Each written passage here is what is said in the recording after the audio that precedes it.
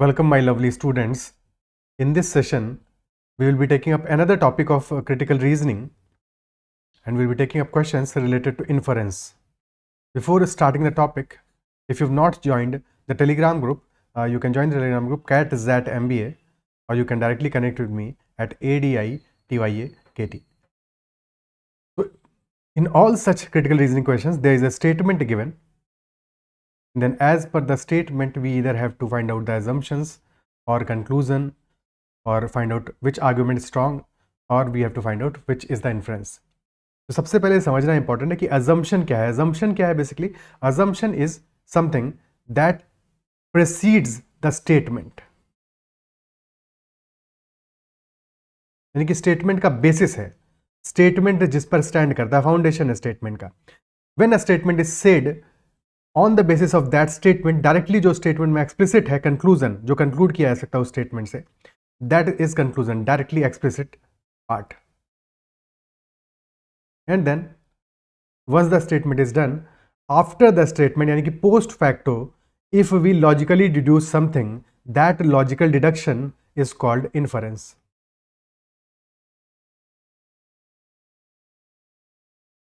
Logical deduction from the statement is inference.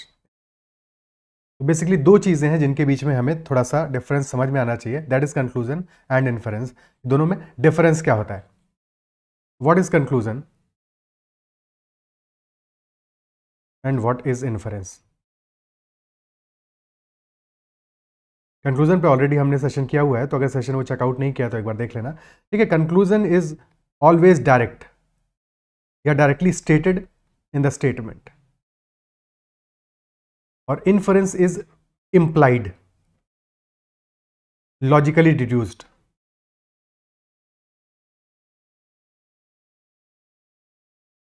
तो conclusion is explicit, directly stated है यानी कि एक्सप्लिसिट है, और इन्फरेंस हमारा implied है, लॉजिकली डिड्यूस्ड है.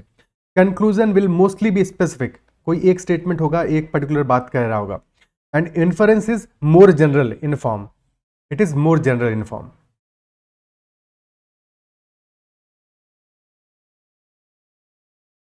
बाकी जब क्वेश्चंस करेंगे तो और बेटर तरीके से ये बातें समझ में आएंगी, but these are the basic differences. अब किसी भी क्वेश्चन में, जैसे हम बाकी टॉपिक में भी हमने देखा कि जब भी कभी इन्फरेंस में भी अगर कोई एक्सट्रीम वर्ड्स यूज हुए हैं, ठीक है, बहुत फॉर एग्जाम्पल कि all of them are like this, ठीक है, ऑलमोस्ट एंड सो ऑन, तो generally that statement, that inference will be false inference. ठीक है. बट एग्जाम्पल में देखेंगे, हर एक डबल चेक जरूर करना है ऐसे केसेस में कि वहां पे, क्योंकि बाकी वर्ड्स भी इंपॉर्टेंट है कि ऑल के अलावा और क्या लिखा हुआ है कहानी, और हमारा स्टार्टिंग स्टेटमेंट क्या है. But in general such statements, such inferences कि जहाँ पे कि ऑल लिखा है, ऑलमोस्ट लिखा है, जनरली फॉल्स होंगे. ठीक है. चलो स्टार्ट करते हैं. क्वेश्चन नंबर 1 लेते हैं. First question is, petrol diesel prices are rising, continuing to burn a hole in people's pockets. Petrol और डीजल के prices are rising and due to which they are continuing to burn a hole in people's pockets. Inference क्या क्या है? दो inference के options हैं. Number 1, it is disturbing the budget of common people. So can we infer that? Inference direct नहीं होगा, जो लिखा हुआ है उसके बेसिस पे हम लॉजिकली डिड्यूस कर सकते हैं या कोरिलेट कर सकते हैं दोनों चीज़ों को. तो petrol diesel prices are rising and they are continuing to burn a hole in people's pockets. मतलब क्या हुआ इसका? बर्न होल यानी कि डेंट कर रहे हैं, डेंट कर रहे हैं, है कि नहीं, नुकसान कर रहे हैं फाइनेंशियली उनका. और वही स्टेटमेंट हमारा इन्फ्लुएंस में मेंशन है कि it is disturbing the budget of common people. अगर जो खर्चा है, जितना खर्चा होना चाहिए था पेट्रोल डीजल पे, अगर उससे ज्यादा करना पड़ेगा, definitely budget will be disturbed. That can be inferred from the statement. First, can be inferred. Second कह रहा है, now people have to start riding a bicycle. People have to start riding a bicycle. तो क्या ऐसा है, petrol diesel के prices rise कर रहे हैं तो डेफिनेटली अफोर्ड करना मुश्किल हो रहा है. बट क्या ये कंक्लूड कर सकते हैं हम, क्या इन्फर कर सकते हैं people have to ride start riding a bicycle? Definitely नहीं करना चाहिए, डेफिनेटली नहीं करना चाहिए. ठीक है. अब किसी ने भी बाइक ले लिया है, कार ले लिया है, जो भी ले लिया है, तो अब उसको तो ड्राइव करेगा ही. ऐसा थोड़ी है कि उससे बाइसिकल पे आ जाएगा जस्ट बिकॉज पेट्रोल डीजल के प्राइसेस राइज हो गए हैं. Isn't it so? तो डेफिनेटली फर्स्ट हमारा आंसर होगा. हाँ, वो अलग की बात है कि डिप्लीट कर जाए रिसोर्सेज ही, पेट्रोल डीजल खत्म हो जाए दुनिया से, तो फिर बात अलग है, बट अभी तो ऐसा नहीं होने वाला. Next statement, Since last year, sale of laptop computers of company X has significantly decreased. Since last year, sale of laptop computers of company X has significantly increased. तो सेल इंक्रीज कर गया significantly. Inference number 1, sale of laptop computers of other companies has decreased. तो can we infer this statement कि बाकी companies का cell decrease कर गया है? हमारा स्टेटमेंट सिर्फ और सिर्फ इतनी सी बात कह रहा है कि sale of laptop computers of company X has increase. तो एक्स का तो पक्का से इंक्रीज किया है, बाकियों के साथ क्या हुआ है उसका हमें कोई आइडिया नहीं है, क्योंकि शेयर इंक्रीज नहीं किया है, सेल इंक्रीज किया है. ठीक है, शेयर के बारे में कोई बात नहीं की है, तो बाकी कंपनियों का डिक्रीज किया है नहीं किया. इवन इफ शेयर भी इंक्रीज किया होता तो भी हम श्योरली नहीं कह सकते थे कि बाकी कंपनीज का डिक्रीज क्या हो सकता है, उनका कांस्टेंट रहा हो. और इस कंपनी का सेल इंक्रीज किया है इसलिए शेयर भी इंक्रीज कर गया. क्लियर है? तो डेफिनेटली फर्स्ट इन्फरेंस नहीं इन्फर किया जा सकता फ्रॉम द गिवन स्टेटमेंट, तो गड़बड़ हो गया. सेकंड वाला, sale of laptop computers of company X was significantly lesser than other companies in the past. Sale of laptop computers of company X was significantly lesser than other companies in the past. क्या ये हम infer कर सकते हैं? तो think about it. Let us say 3 companies है X Y और Z, एक एग्जांपल के लिए समझने के लिए. ठीक है, तो एक्स का हमारा सेल 100 लैपटॉप कंप्यूटर्स का है, वाई का 50 का है, जेड का 40 का है, और 100 से 200 हो गया, 100 से 200 हो गया. ठीक है, तो सेल तो इंक्रीज किया है अभी भी, यानी कि हमारा स्टेटमेंट ट्रू है. बट क्या पहले एक्स का सेल वॉज सिग्निफिकेंटली लेसर? नहीं था ना, तो ऐसा कुछ जरूरी नहीं है, ऐसा हम कंक्लूड नहीं कर सकते. हमें सिर्फ इतना पता है कि sale of company X laptop computers has significantly increased. But previously क्या सिनेरियो था, that we do not know. Sale increase किया है प्रीवियस सिचुएशन से, बट बाकी कंपनीज के टर्म्स में सेल कम था, ज्यादा था, कितना था, बराबर था, that we absolutely do not know. तो सेकंड इन्फरेंस भी हम कंक्लूड नहीं कर सकते.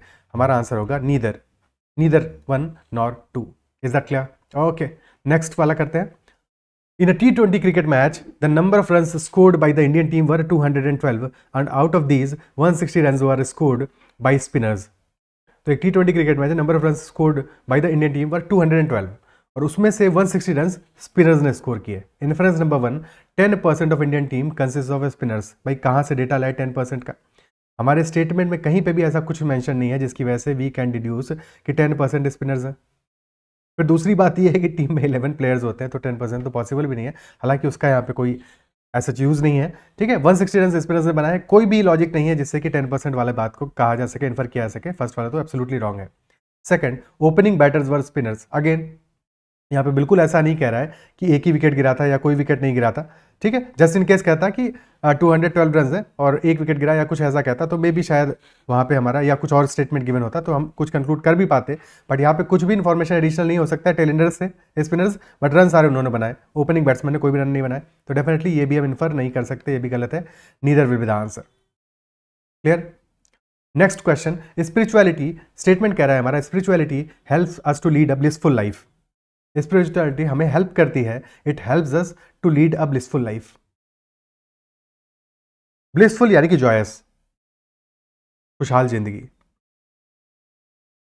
ठीक है, और हमारा इन्फ्रेंस कह रहा है without the help of spirituality one can not lead a blissful life.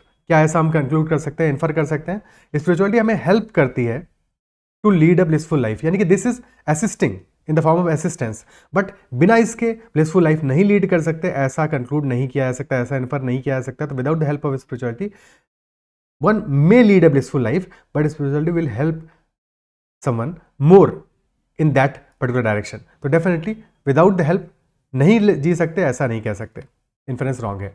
Spirituality can help bring peace of mind in an individual. तो क्या ऐसा कहा जा सकता है? देखो, ब्लिसफुल लाइफ है, जॉयस लाइफ है, यानी कि तुम्हें फील गुड करा रही है स्पिरिचुअलिटी, उसमें हेल्प कर रही है. तो definitely it is helping bring peace of mind in an individual. ठीक है, एज आई सेड, जैसा हमने शुरू में ही डिस्कस किया कि हमारा जो इन्फरेंस है वो थोड़ा सा जनरल हो सकता है, कि एक स्पेसिफिक बात को थोड़ा जनरलाइज कर दे. स्पेसिफिक बात क्या थी? Spirituality helps us to lead a blissful life. थोड़ा जनरलाइज बात क्या है? Spirituality can help bring peace of mind in an individual. ठीक है, सो ये थोड़ा सा जनरल बात है, जेनेरिक बात है, बट कैन बी इन्फर्ड. अगर ब्लिसफुल लाइफ जीने में हेल्प करेगा तो डेफिनेटली पीस ऑफ माइंड लाने में भी हेल्प करेगा. तो that second statement is correct. Next question, extensive use of pesticides in agricultural production contaminants soil and water. Soil और वाटर को कंटेमिनेट कर देता है. कंटेमिनेट यानी कि दूषित कर देता है, गंदा कर देता है, पॉल्यूट कर देता है. ठीक है, remains in the crops and finally enters food chain, thereby posing threat to the human beings. Extensive use अगर पेस्टिसाइड्स का किया जाए एग्रीकल्चर प्रोडक्शन में तो it contaminate soil and water which ultimately remains in the crops and finally enters the food chain. तो हमारे खाने में भी साथ में पेस्टिसाइड जाता है थोड़ा थोड़ा, और hence it poses threat to the human beings. Inference number 1, excessive use of pesticides in agriculture production is not good for people। तो साफ साफ लिख रहा है posing threat to human beings। Threat है तो डेफिनेटली अगर थ्रेट है किसी चीज का तो it is not good for people. ज्यादा यूज होगा नुकसान करेगा क्योंकि फूड चेन में एंटर कर जाएगा। तो definitely first inference is correct. Second, excessive use of pesticides in agriculture production can have a bad effect on water. तो क्या वाटर पे बैड इफेक्ट होगा? क्या कह रहा है? Contaminants soil and water. तो अगर कंटेमिनेट कर रहा है तो बैड इफेक्ट तो कर ही रहा है, isn't it so? तो excessive use of pesticides yes has a bad effect on the water as well because contaminate कर रहा है उसको। तो both statements are correct, option C will be the answer। Next question, National Expressway A is the widest expressway and is used by few people। widest है, बहुत लंबा है, बहुत चौड़ा है, यानी कि बहुत सारी लेन्स हैं उसमें, और it is used by very few people। When people find an empty and wide road, people drive at high speed which leads to accidents। Now second statement बहुत इंपॉर्टेंट है। क्या कह रहा है कि whenever people find an empty and wide road, they drive at high speed which leads to accidents। तो basically यहाँ पे एक लॉजिकल हमारा पाथवे है कि सबसे पहले जैसे ही एम्प्टी और वाइड रोड मिली लोगों को तो क्या किया उन्होंने? Empty and wide road, high speed, और हाई स्पीड की वजह से क्या हुआ? Ultimately accidents. तो this is a logical direction है कि नहीं? This is the logical order जो मेंशन्ड है। Inference number 1, all accidents happen due to over speeding. तो यहाँ पे हमारा स्टेटमेंट साफ साफ कह रहा है when people find an empty and wide road, people drive at high speed which leads to accidents. यानी कि एम्प्टी और वाइड रोड पे चांसेस आर कि people will be driving at high speed and that leads to accidents. But क्या सारे के सारे accidents हमारे ओवर स्पीडिंग से होते हैं? ये तो नहीं कह सकते। काफ़ी सारे होते हैं बट सारे नहीं होते। काफ़ी सारे होते हैं, ठीक है, many happen but not all. तो ऑल तो कंक्लूड नहीं कर सकते, इसलिए इन्फरेंस नंबर 1 हमारा फॉल्स होगा। ध्यान दो, ऑल इज इंपॉर्टेंट क्योंकि ऑल मेंशन्ड है, इसलिए नहीं कह सकते। अगर लिखा होता कि many accidents happen due to over speeding तो डेफिनेटली ये इन्फर किया जा सकता था, बट ऑल को इन्फर नहीं किया जा सकता। There can be other reasons, ठीक है। ड्रंक एंड ड्राइविंग का केस हो सकता है, बहुत सारे और केसेस हो सकते हैं जहाँ पे कि ओवर स्पीडिंग नहीं था बट रेकलेस ड्राइविंग था, ठीक है। स्पीड ज़्यादा नहीं थी बट कुछ भी ड्राइविंग किया तुमने और एक्सीडेंट हो गया। तो कुछ भी ड्राइविंग की वजह से भी हो सकता है, ओवर स्पीडिंग नहीं है तो क्या हुआ, ठीक है, रूल्स फॉलो नहीं किए, हो सकता है, ठीक है, गलत लेन पे चला रहे थे, हो सकता है एक्सीडेंट। तो बहुत सारे चांसेस हैं, बहुत सारे तरीके हैं जिनसे एक्सीडेंट हो सकता है। Inference number 2, high speed increases the risk of accident. तो ये तो क्लियरली हम इन्फर कर सकते हैं कि empty and wide road, high speed leads to accident. साफ साफ ये मेंशन्ड है, तो डेफिनेटली हाई स्पीड से रिस्क ऑफ एक्सीडेंट हमारा इंक्रीज हो जाता है। That is right. तो second statement can be inferred, it is a correct statement. Clear? Okay. Next question, many cotton farmers are committing suicide due to lack of rain. Many cotton farmers are committing suicide due to lack of rain। तो rain नहीं हो रही है ज़्यादा जिसकी वजह से cotton farmers suicide commit कर रहे हैं। कॉटन फार्मर्स है वो, तो समहाउ रेन का ना होना और उनका कॉटन फार्मिंग लिंक्ड होगा। I repeat, if they are committing suicide due to lack of rain and they are cotton farmers, तो डेफिनेटली कॉटन का farming and lack of rain must be connected. Lack of rain must be connected. और अगर cotton farming और lack of rain connected है तो that also implies कि we can infer कि cotton farming depends on rain. बारिश की जरूरत होती होगी कॉटन की फार्मिंग के लिए, तभी तो उनको लैक ऑफ रेन की वजह से सुसाइड करना पड़ रहा है, फाइनेंशियल ट्रबल में आ रहे हैं, ठीक है, इजंट इट सो? तो कॉटन फार्मिंग और lack of rain are somehow connected. कि कॉटन का प्रोडक्शन नहीं हो पा रहा, उस तरह की फसल नहीं हो पा रही, क्योंकि कैसे हो पाएगी? क्योंकि रेन पे डिपेंडेंट और रेन हो नहीं रही ज़्यादा।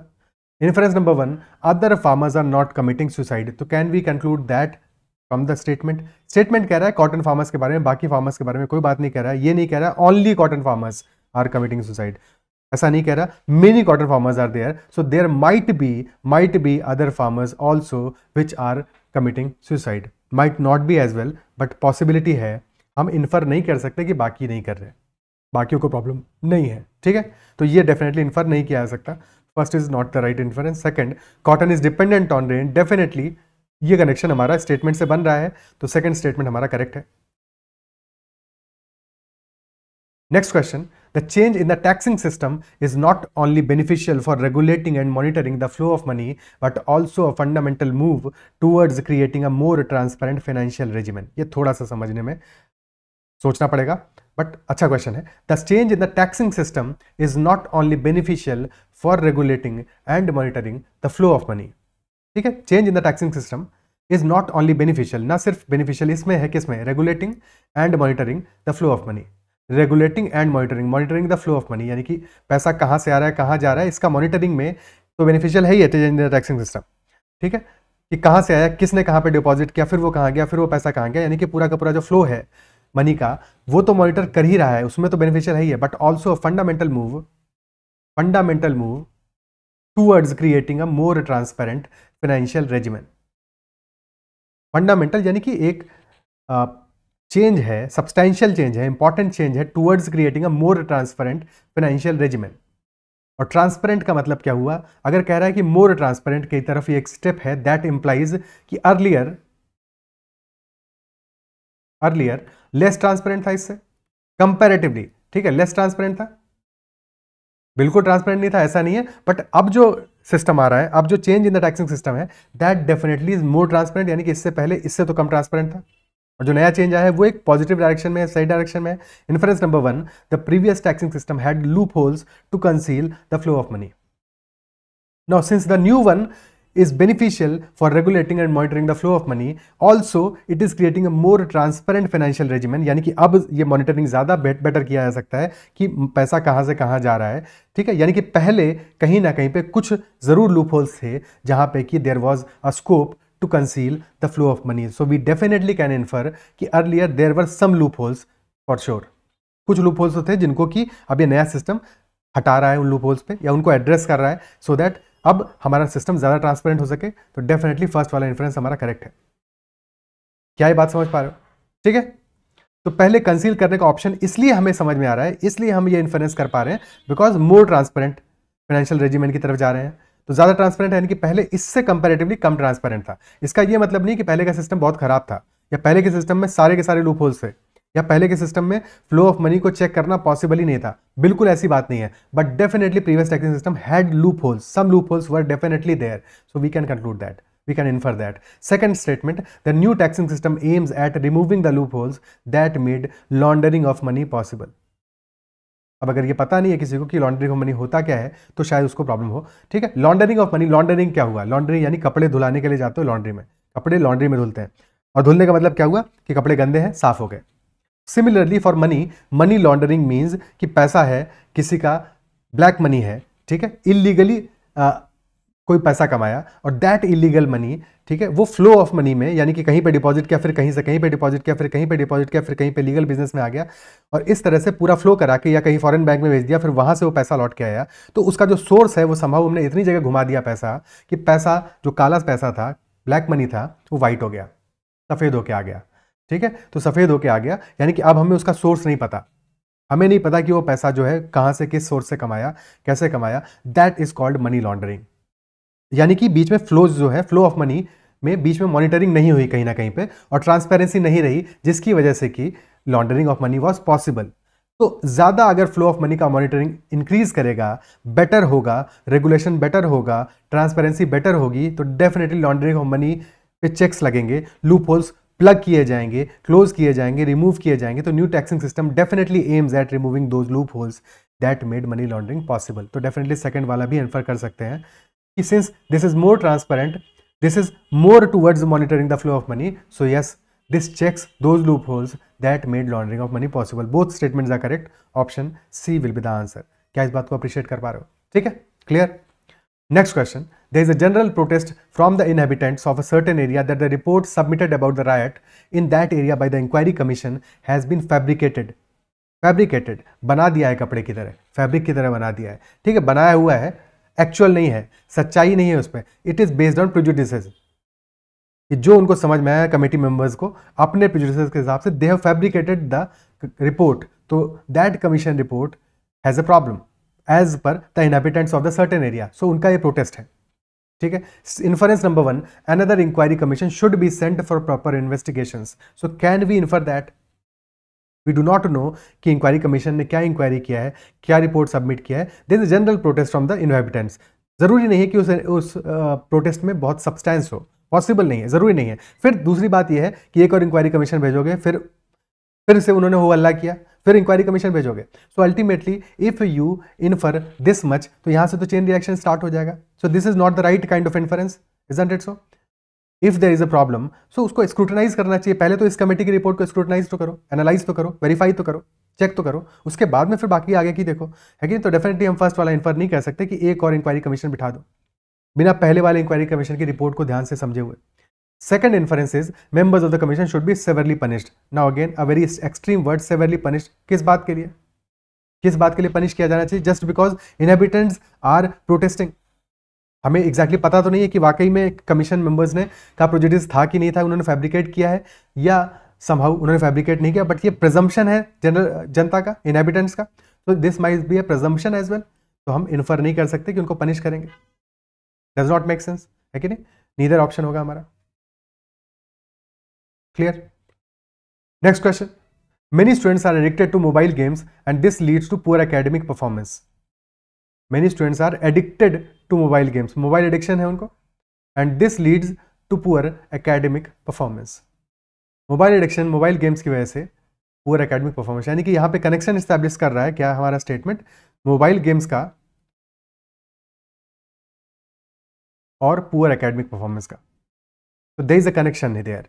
ठीक है, जनरलाइज जब हम इन्फर करेंगे तो definitely there is a connection between mobile games and poor academic performance. But ध्यान से देखो हमारा जो एरो है वो कहां से कहां की तरफ है, मोबाइल गेम से पुअर एकेडमिक परफॉर्मेंस की तरफ है, पुअर एकेडमिक परफॉर्मेंस से मोबाइल गेम्स की तरफ नहीं है. यानी कि मोबाइल गेम्स का एडिक्शन होगा बच्चों को तो chances are that their academic performance will be poor. Chances, leads, always नहीं, लीड्स. तो चांसेस आर कि उनका एकेडमिक परफॉर्मेंस पुअर होगा. बट पुअर एकेडमिक परफॉर्मेंस है इसका ये मतलब नहीं है कि सब लोग मोबाइल गेम से ही एडिक्टेड हैं. There can be other reasons as well. ठीक है, कॉन्सेप्ट क्लियर नहीं हुए जो भी है, या रेगुलर अटेंडेंस नहीं है उनका, या जो भी और फैक्टर्स हो सकते हैं, कि there might be some other reason for poor academic performance as well. Inference number 1, many students are not paying attention to studies due to mobile games. तो अगर मोबाइल गेम एडिक्शन की वजह से पुअर एकेडमिक परफॉर्मेंस है, definitely connect कर सकते हैं कि मोबाइल गेम्स की वजह से ही वो अपना स्टडीज पे फोकस नहीं कर रहे हैं, तभी तो पुअर एकेडमिक परफॉर्मेंस हो रहा है. तो that is correct, that is correct. तभी तो होगा कि मोबाइल गेम्स की वजह से उन्होंने अटेंशन नहीं फोकस किया, अपना पे नहीं किया अटेंशन स्टडीज़ पे, और क्योंकि स्टडीज़ पे अटेंशन नहीं पे किया इस वजह से उनका एकेडमिक परफॉर्मेंस पूरा हो गया. तो फर्स्ट को तो इन्फर किया जा सकता है, should be inferred. Second, it is only because of mobile games that the students fail in examination. Only is another extreme word कि ओनली बिकॉज ऑफ. क्या हम ऐसा कह सकते हैं? बिल्कुल नहीं कह सकते. There are other reasons for failing in examination. बहुत सारे तरीके हो सकते हैं. ठीक है, तो उसके लिए सिर्फ मोबाइल गेम जिम्मेदार नहीं है, बहुत सारे और फैक्टर्स हो सकते हैं. तो डेफिनेटली सेकंड वाले को इन्फर बिल्कुल नहीं कर सकते. First is the only correct inference. Option A will be the answer. Is that clear? ठीक है, तो these are all the inference based questions. I believe session पसंद आओगे, क्वेश्चन समझ में आओगे. कहीं पे भी कोई डाउट रहा हो तो कमेंट में जरूर मेंशन करना, और अगर सेशन पसंद आया तो उसको लाइक जरूर करना है, और अब तक चैनल को सब्सक्राइब नहीं किया है तो जरूर कनेक्ट कर लेना. Also you can join the Telegram group CAT-ZAT MBA. That's all for this session. Bye bye, take care.